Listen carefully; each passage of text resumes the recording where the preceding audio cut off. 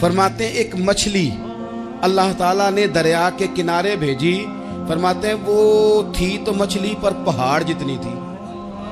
بخاری میں لفظ ہیں، حضرت جابر ابن عبداللہ رضی اللہ تعالیٰ عنہ فرماتے ہیں 300 آدمی 18 دن تک اس مچھلی کو کھاتے رہے، مچھلی ختم ہی نہیں ہوئی۔ مچھلیاں نہیں، مچھلی کہتے ہیں 18 دن 300 بندہ کھاتا رہا، مچھلی ختم ہی نہیں ہوئی۔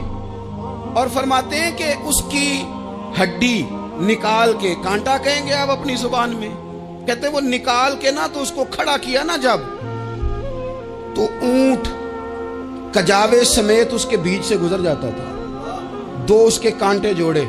فرماتے ہیں وہ اس کا گوشت ہم کھاتے تھے اور اس کی چربی بطور تیل کے ہم جسموں پہ ملتے تھے، بیماروں کو اس سے سکون آتا تھا، تندرستی شفا ہوتی تھی۔ فرماتے ہیں ہم کھایا بھی ہم نے اور کچھ لے کے ہم مدینے بھی گئے، اور قربان جائیں نبی پاک نے بھی اس میں سے کھایا۔ ہم نے عرض کی حضور یہ معمہ کیا ہے، یہ ماجرا کیا ہے؟ تو محبوب نے فرمایا تمہارے پاس غذا نہیں تھی، رب نے تمہارے لیے بندوبست کیا ہے، اللہ نے تمہیں دیا ہے۔ مکان شروع کر لیا، ایک صاحب نے مکان بنانے لگے، آپ وہ حساب لگا رہے ہیں، کہتے ہیں میرے پاس اتنے پیسے ہیں، اتنے میں نے فلانے دوست سے کہنا ہے اس نے دے دینے، اتنے فلانے رشتہ دار سے کہنا ہے اس نے دے دینے، اتنے فلانے سے کہنا ہے اس نے دے دینے۔ یہ ساری کاپی بنا کے مکان شروع کر لیا۔ جو روز کہتا تھا نا کوئی حکم ہو جاتے 10 ہی، سب سے پہلے اس کو کہا میاں پیسے چاہیے دن، وہ کہندا ہو کل ہی منڈا ٹوریا ہے، کہتے تو پرسوں 10 داتے لب جانے سن۔ میں آپ کو اپنے تجربے کی بات بتا رہا ہوں۔ جن لوگوں کا خیال ہوتا ہے نا کہ آپ سٹارٹ کریں فلانا کام، ہم آپ کے ساتھ ہیں، اللہ کا ہی کوئی نظام ہے، وہ بالکل بھی نہیں ساتھ ہوتے۔ لیکن ایسا نہیں ہے کہ کوئی ساتھ نہیں ہوتا، اللہ تعالیٰ بڑے اسباب پیدا کرتا ہے، وہاں سے دیتا ہے جہاں سے گمان بھی۔ ہمارا یہ ذہن بن جاتا ہے ہم ساری اپنے حساب سے چلتے ہیں، اتنے رشتہ داروں سے، اتنے کون آپ کے ساتھ چلے گا، سوال ہی نہیں پیدا ہوتا۔ یہ سارے کام چھوڑ کے سب سے پہلے 2 رکعتیں پڑھو، اپنے رب کی بارگاہ میں، رسول کائنات کی بارگاہ میں گزارشات اور استغاثے پیش کرو، وہاں سے خیر طلب کرو۔ دنیا دار کیا دیں گے، کیا دے سکتے ہیں، کیا حیثیت ہوتی ہے کسی، اللہ کہتا ہے وہاں سے دوں گا۔ تو جو اللہ مال دے وہ لینا چاہیے کہ رشتہ داروں کا مال دیکھنا چاہیے؟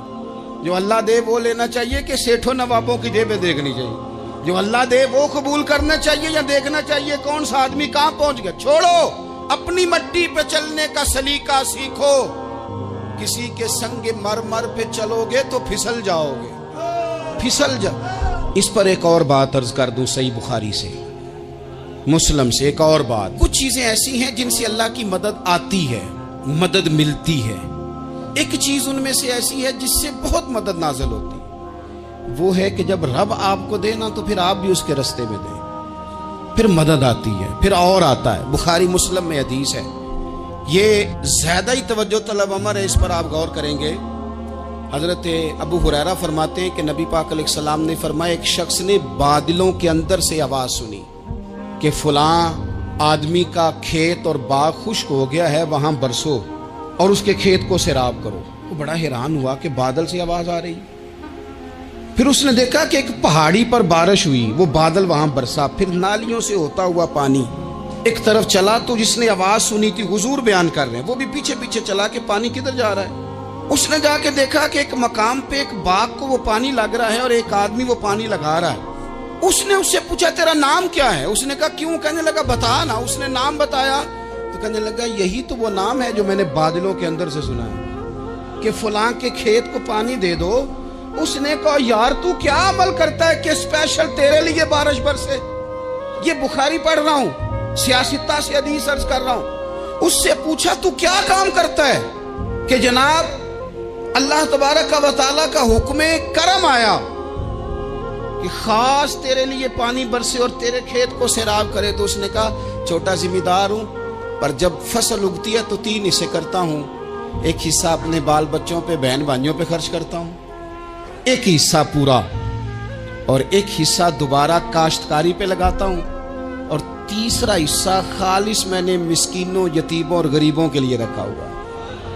وہ جو تیسرا حصہ، اللہ کرے آپ سمجھے، وہ رب کے بندوں پہ تیسرا حصہ خرچ کرتا ہے نا، تو کریم مالک نے فرمایا جہاں سے غریب کا حصہ جاتا ہے وہ کھیت خشک نہیں رہنا چاہیے، وہ جہاں سے مسکین روٹی کھاتے ہیں وہ خشک نہ رہے، جہاں سے یتیموں کو کچھ آتا ہے کہیں اس کی فصل رہ نہ جائے۔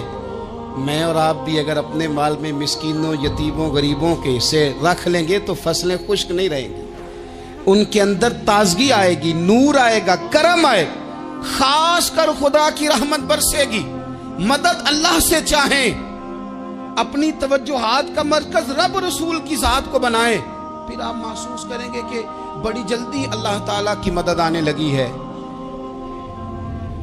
کبھی آپ صرف کہہ دیں نا میرا رب میرے ساتھ ہے، اس لفظ میں اتنی طاقت ہے کہ دشمن ویسے زہر ہو جاتا ہے۔ زندگی میں کسی سے بھی لڑائی ہو اچھی طرح سوچ لیں کہ اللہ اس طرف ہے یا اس طرف ہے۔